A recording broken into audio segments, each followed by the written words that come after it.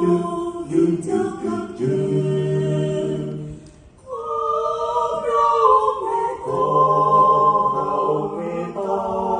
มาเฝ้าเดียวที่พระโลหิตจากกางเขนล้างบาปให้สิ้นกรรมเวรขอให้ผู้ทอดเถิดกำลัง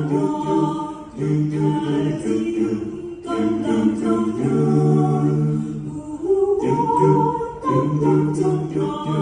ยืนสาแด่ของเราอย่าถอยองค์พระเยซูเจ้าทรง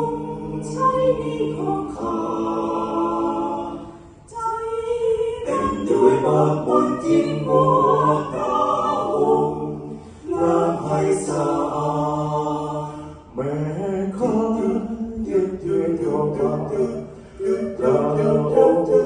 ประทานเรื่องมาเดินชั่วเธอเรียกสามพันไปตรงทุกใครสะอาดลงใจขอพระองค์เมตตาขอมาเฝ้าเดียวนี้พระโลหิตจากกางเขนล้างบาปให้สิ้นกรรมเวรแท้จริงข้าได้เห็นแล้วพระ